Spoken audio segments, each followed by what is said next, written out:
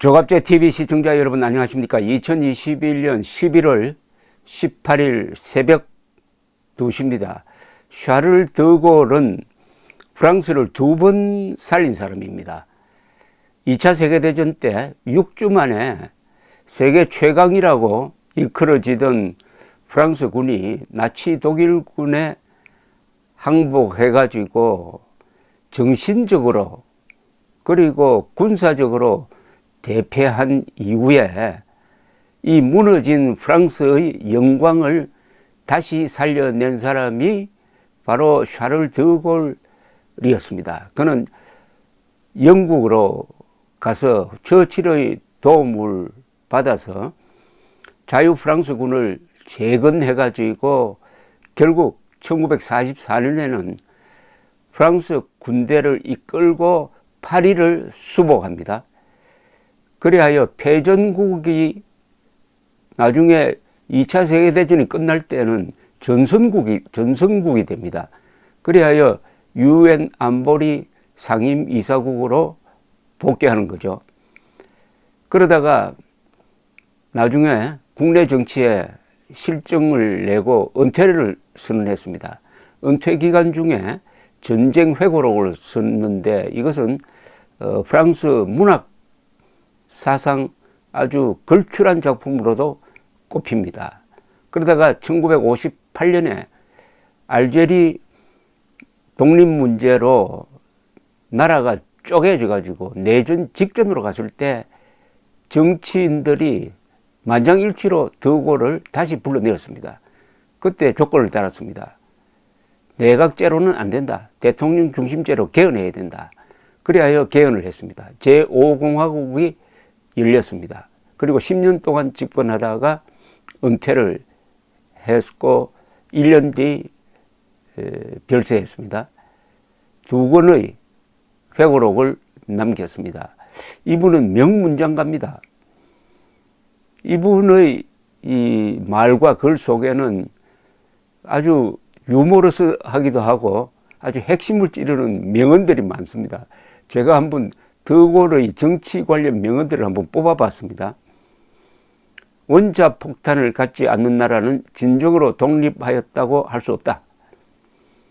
위기만이 프랑스를 단결시킬 수 있다. 265가지나 되는 치즈를 가진 나라를 갑자기 단합시킬 수는 없다.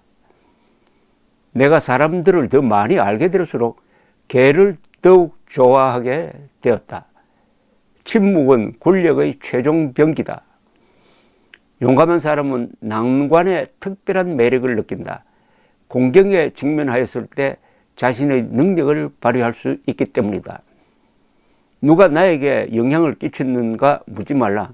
사자는 그가 소화한 양으로 구성되어 있듯이 나는 평생 독서를 하였다.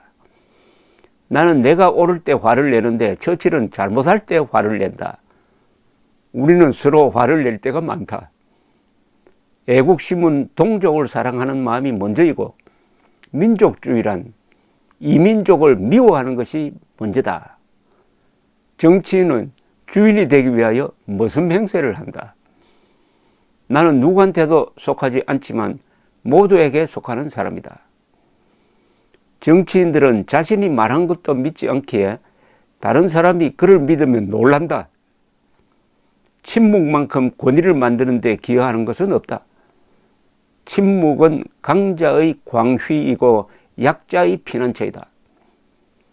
신비함이 없으면 명성도 없는 것은 친숙함이 경멸을 부르기 때문이다. 많은 사람들이 심사숙고하지만 행동하는 이는 혼자다. 정치에선 조국이나 유권자들을 배신해야 할 필요가 있다. 나는 그럴 경우 유권자들을 배신할 것이다. 신비함이 없으면 명성도 없는 것은 친숙함이 경멸을 부르기 때문이다. 이 말은 바로 드골의 리더십을 설명합니다.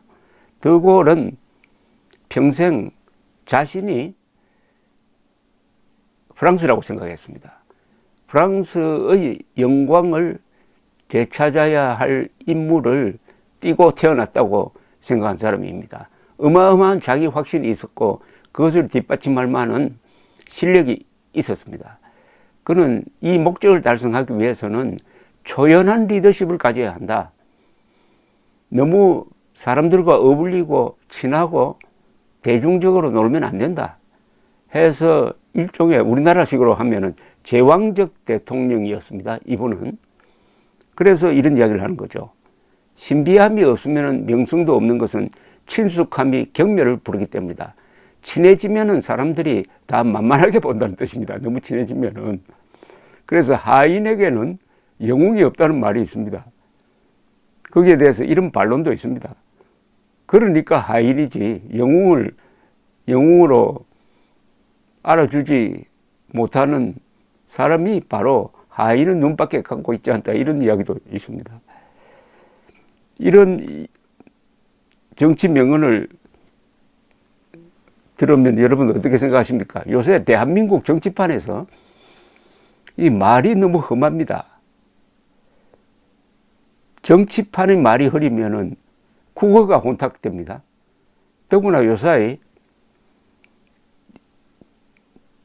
이 국민의힘 언저리에 있는 사람이 동료를 비판할 때 하이에나 그리고 파리떼에 비유하기도 합니다. 사람을 하이에나나 파리떼에 비유하면은 본인도 사람이 아니란 이야기 아닙니까? 그것도 하이에나나 파리떼라는 욕을 먹어도 싼 저 김정은 세력을 향해서 그러는 게 아니라 어쨌든 이 문재인 정권 그리고 플러스 이재명까지 붙이면 문재명 정권이 되는데 문재명 정권 탄생을 막기 위해서 윤석열 후보를 중심으로 뭉치자 하는 이런 주의 주장을 하는 사람들을 향해서 파리떼, 하이에나라고 부르는 사람이 있다면은 그 사람은 나는 사람이 아니라는 주장을 하고 있는 겁니다. 동료가 하이에나하고 파리떼면은 본인도 하이에나나 파리떼 아닙니까? 동료를, 더구나 사람을 하이에나나 파리떼에 비유하는 사람은 정치판에서 퇴출시켜야 합니다. 왜냐? 사람이 아니니까요. 다만 김정은 세력에 대해서는 파리떼나 하이에나라고 해도 됩니다. 왜냐? 그들은 동물보다 더 나쁜 존재입니다. 아니 어느 동물이 같은 동족을 수백만 살상을 하니까. 동물보다 더 잔인한 존재가 저 공산당이고 김일성, 김정일, 김정은이니까 그들을 향해서는 하이에나 또는 파리떼라고 해도 괜찮습니다.